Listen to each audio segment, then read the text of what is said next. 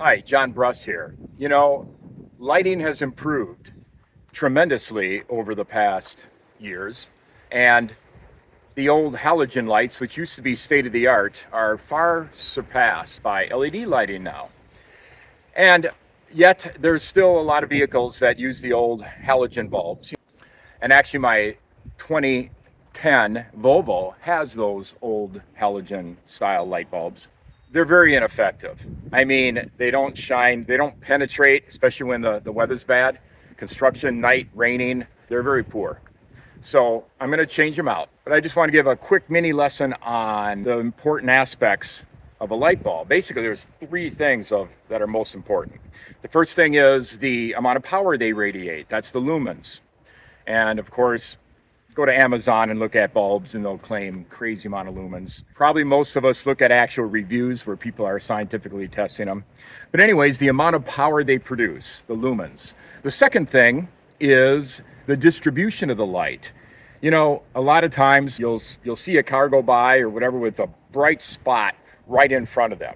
You don't need all the power of the light bulb right in front of the road, 10 feet in front of you. That does no good. You need to see the sides, you need to see out a ways, obviously. So the distribution being uniform, for the most part, is the best thing, where you see kind of an even distribution of the available lumens of light power distributed over your area that you want to see, which includes the sides, and as far ahead as you can. The projector lights, they limit how far it shines, and that's pretty effective. But it also kind of limits just the overall intensity of the light as well. Then the third thing is the color. It's technically called the color temperature, and I won't get into that, but basically for myself and a lot of people, we like to see it be daylight, about 6,000 Kelvin. Not the yellow light, but basically a whiter light, because white light reflects much better off of various colored surfaces. So it's more effective at being able to see well. May produce a little more eye strain, but nevertheless. So you got power, the lumens, you got the distribution, how it distributes that power, and the color of the light. And as long as that LED element is in the right position based on the particular enclosure that your vehicle has, that's good, because you want it to be like a pinpoint light to distribute uniformly. The LED lights I'm going to put in my Volvo are hopefully going to improve in all those respective categories. And by the way, I'm doing this intro way after the fact, so the truck you see in the background is not my Volvo, but that's another story, and I will post a video on that in the near future. For reference, there is the standard H11 halogen bulb that comes with the truck.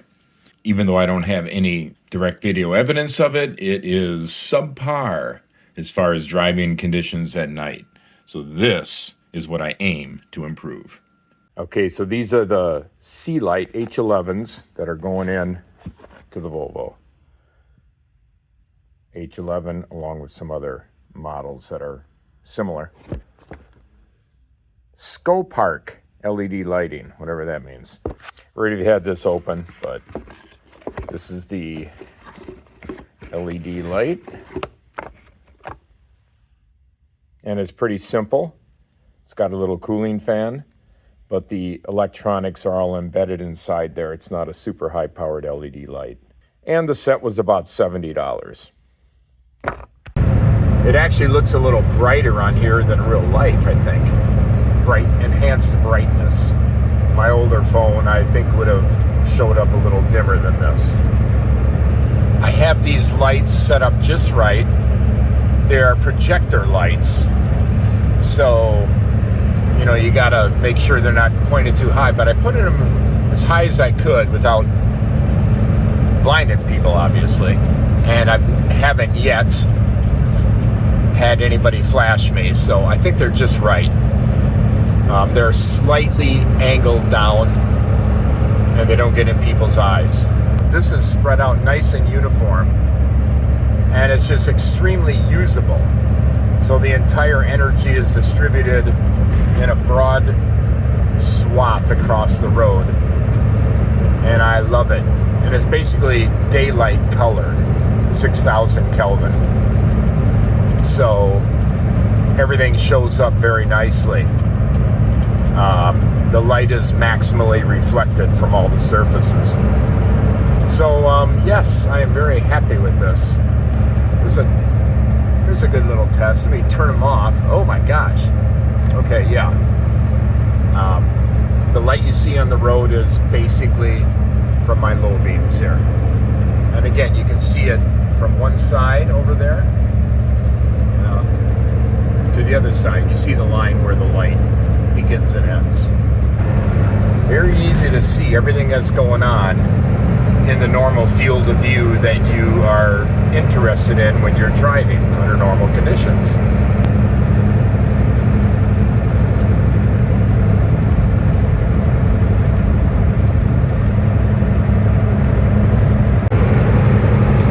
The other thing that's nice is there's no diagnostic codes that were set. No open circuit indications or anything else. No flickering. A lot of times the load is not correct when you go from an incandescent bulb to a LED. Different current draw, and it doesn't like it and it complains about it. But there was none of that. That tends to happen on these trucks. I changed out the turn signals and encountered that issue. Put a load resistor across the circuit and it fixed it. Figured I might have to do something like that.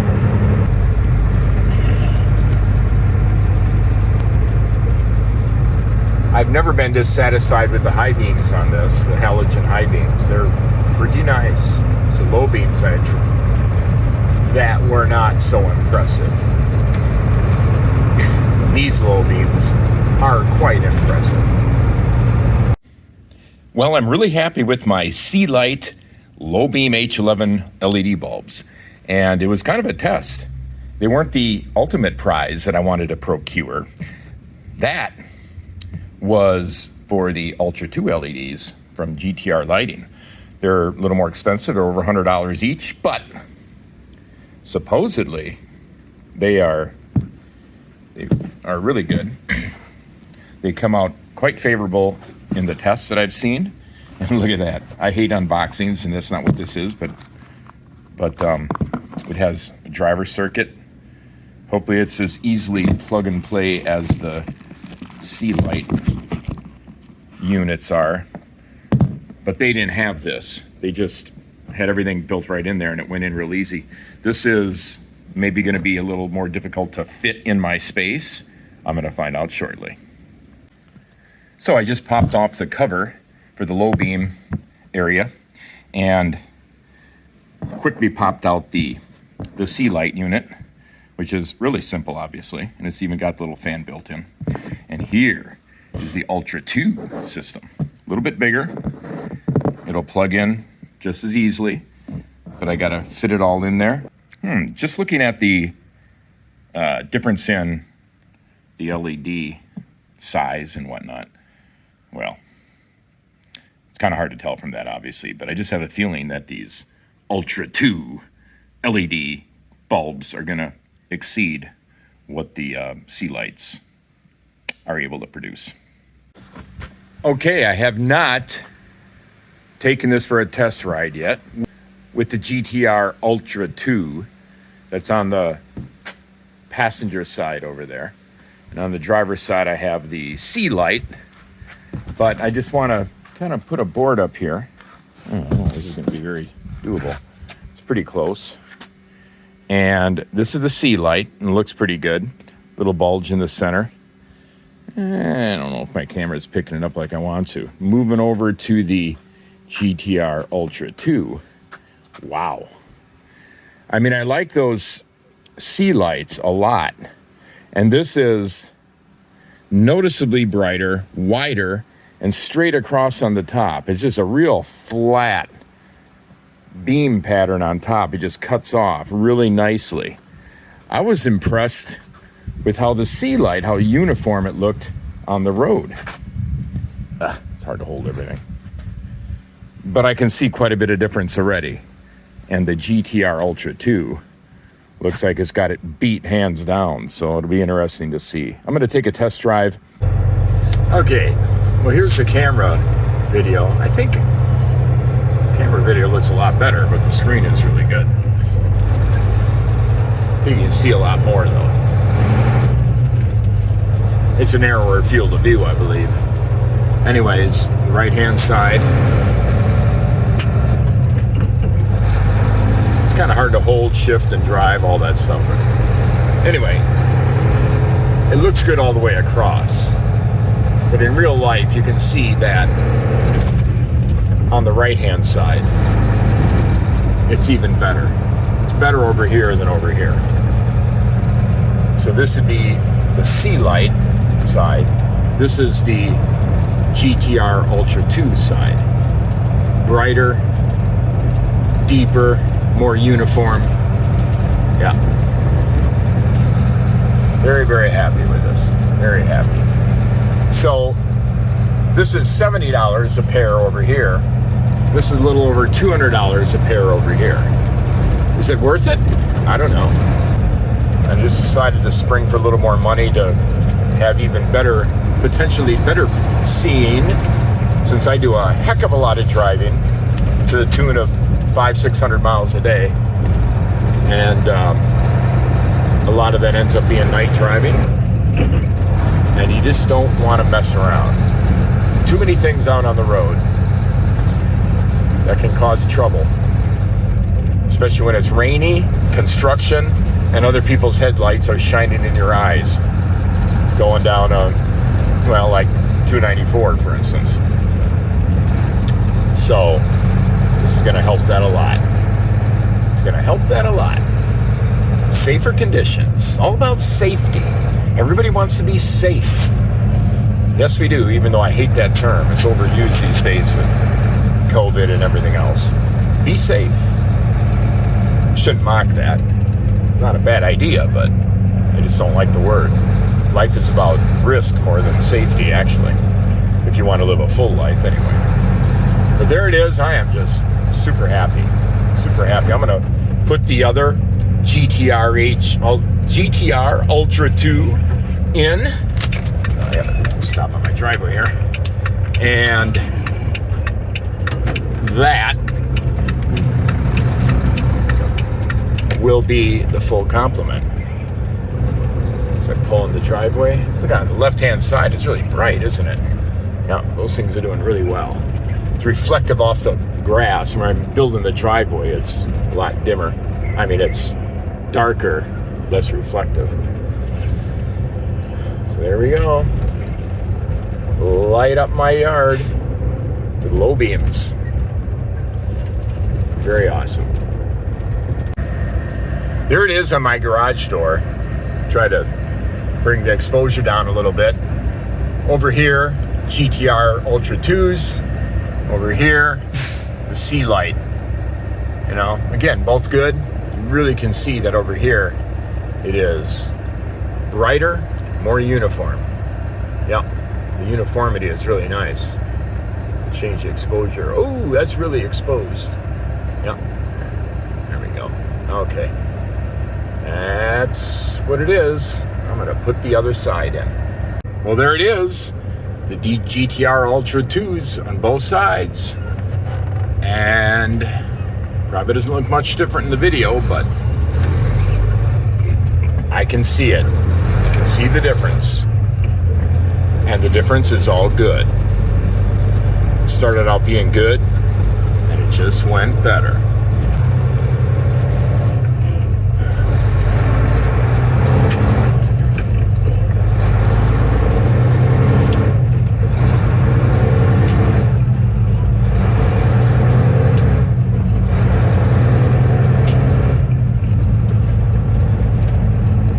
Beautiful, beautiful. Definitely worth the $200. A new set, a whole new set of lights. LED lights are about $700 for the 2010 Volvo 780. And I'm not sure if it'd be this good. I'm really not sure. It's a little bit harder to get really good bright lights out of projectors. The reflector types, which are the high beams, well, it's easier to get a lot of light, but it's hard to control it, so it's not blinding others. So that's going to be my next thing. There's the high beams, the halogen high beams. They're pretty good. You can see pretty good quite a ways down there. Actually, I see it better in the camera than I see it in real life that I'm holding in my hand. But I'm going to put the GTRs in the high beams also. They're 9000B geometry. And that'll be kind of interesting to see how that works. But you just use high beams so seldom in the Chicagoland, Milwaukee area. We tend to be hauling loads in because there's a lot of traffic day and night. You have very few opportunities to use your high beams like you can do when you're going to Alaska. Very nice, very nice. Let there be light. This road is just about one lane for the semi. You meet a car, it's like, okay, put one of them tires in the ditch.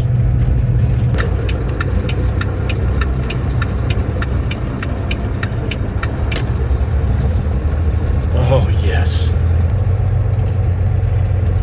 My aging eyes are now compensated for with the high-tech LED headlights for low beam, soon to be joined by their high beam counterparts.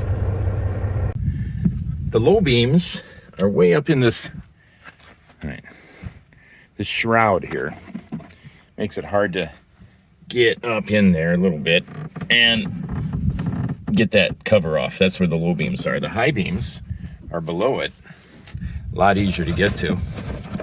Really easy to get to these. Pop that cover off. Yes, sirree. There's the light bulb. Yep, just like that. We'll disconnect it. We'll hook the high beams in there. The new LED high beams. My goodness, these boxes they put stuff in, overkill. They're really nice. I think it's to appeal to one's initial emotions about the feel of quality, so that when people do unboxing videos, it just makes a really good impression. I think there's a psychology about that. Anyway, I'm not doing an unboxing video, so I'm going to shut this off. But there it is in the box, so nicely packed and protected. And I want to do an initial comparison here. You want to make sure, oh, can't hold everything. I want to make sure that the vertical distance from the mount to the lit element is the same. And it is. It's exactly the same. So GTR did a good job with that. And also, you want to make sure that the orientation of the grooves is the same, so that when it's in, basically, this cape will point down, and the LEDs will be at the 9 and 3 o'clock positions here. And then it's set right. The low beams were perfect like that. Looks like this will be as well. Okay, so it has to go slightly sideways at first to get in the grooves, just like this, just like that. It feels like it's in there, but it's a little loose. I don't think that's right. Something's wrong still. Well, I had it in there. It was in. There's a slight looseness in the mechanical structure here. It wiggles, this thing wiggles just a little bit. Wiggles just a little bit. I don't like that. But that's not from the mount. The mount is tight. Just that little fan shroud is not super tight with the rest of it. Anyway, we'll give it a shot and see if it works okay. Well, she's working. That's putting a bright spot on the ground, boy. You can hear the little fan going. I just don't like how it's just a little loose. It's mounted tight in there, but this part is loose, which is not solidly onto the post of the LED that's holding the LED, actually. So I'm not sure if that's going to be a problem. When I wiggle it, it really doesn't make the light move hardly at all. Well, slightly does, but not much. All right, we'll hope for the best here. That noise, you certainly can't hear inside this truck. That high beam, well, it's just really bright on the ground. The other one looks pretty bright in the camera. It's dimmer in actuality. I don't know. This thing overexposes it. It's way dimmer on this side, that yellow, than this side, that white light. It's obviously dimmer. So I've got pretty good hopes for how that's going to improve the high beam, even though that's not as important as the low beam. Well, the other side went in smooth and tight. It kind of bothered me about this one, so I pulled the first one, so I pulled it back out, and underneath that O-ring are little Torx bolts that secure the post to the rest of the frame here. It looks like there's just the one. So I'm going to try and tighten that and see if that doesn't do some good.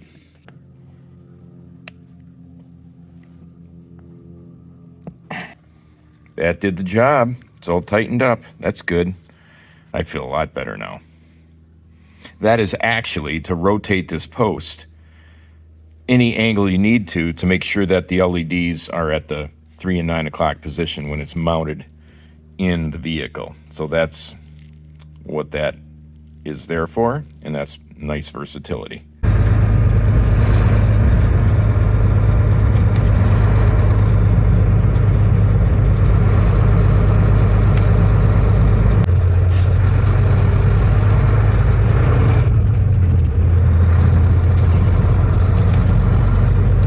Light up the world with the 9005 version of GTR Ultra 2 LED headlights, the high beams.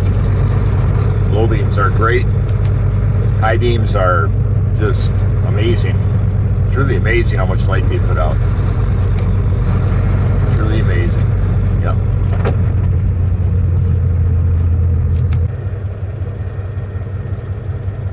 Low beams, high beams.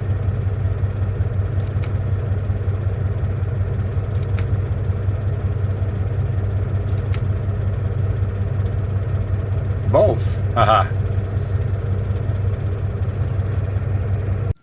Well, to continue on with my little trucking upgrades, I just got a couple of higher resolution, hopefully improved dash cams compared to the one that's in the GPS unit that I currently have, which leaves a little bit to be desired.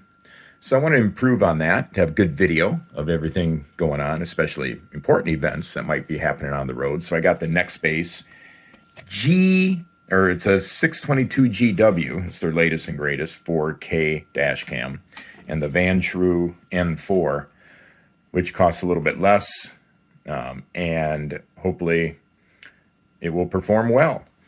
And it's got the capability of having, it's basically 3 cameras, forward, rear, and internal. So I will be installing these and seeing how they perform. That'll be kind of fun.